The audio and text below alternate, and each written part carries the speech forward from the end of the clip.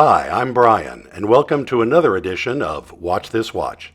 Today we're looking at a conversation starter, the Raketa Perpetual calendar watch made in the former Soviet Union.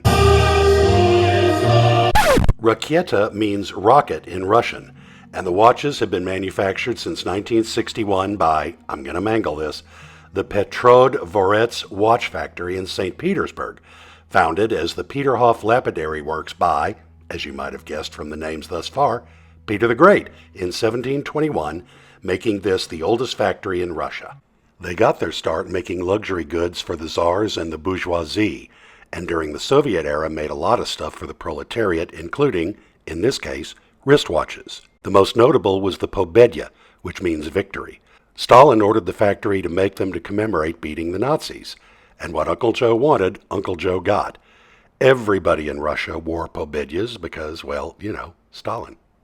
By 1961, though, he was long gone, and it was renamed the Raketa to celebrate the first man in space, Yuri Gagarin. At the peak of production in the 1970s, the factory produced about 5 million watches per year. 5 million a year. And that was in the 1970s. By comparison, the world's largest watch company, the Swatch Group, sold 3.2 million in 2022, which is a lot, but not 5 million, and certainly not from the 70s. The factory's still cranking them out, although they're not cheap nor overly mass-produced, but they are one of a handful of global watch brands that produce their own movements from start to finish. Not that Rolex is too worried. But why buy new when you can get a funky historical weirdo like this for practically nothing? There's still millions out there because, supply and demand, something commies never really got their heads around.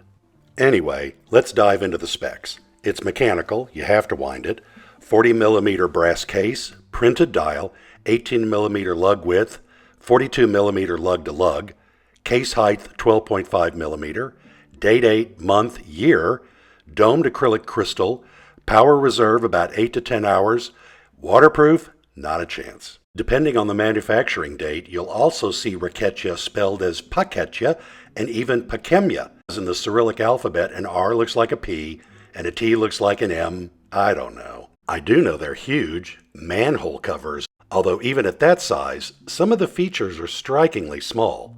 The two crowns, to set the time and calendar, are just on the edge of functional in size. And despite all that real estate, the dial is a bit hard to read. The hands are tiny needles, the hour markers have nice reflective creases but are just specks. And the perpetual calendar stuff takes up most of the real estate, yet is impossible to read unless you're a flinty-eyed commissar. It doesn't really matter, the calendar only went to 2000 anyway, so not really perpetual, but considering the times, we can perhaps call it optimistic. To me, though, these shortcomings make the Raketa so fascinating. And for the most part, they're solid and sturdy, servicing is easy, and they're fun because they're just so stranya, weird.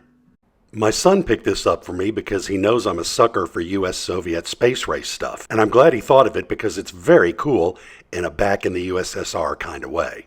So, comrade, that makes this a naruchnie chazi to watch.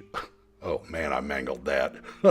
Until next time, I'm Brian. Thanks for watching Watch This Watch.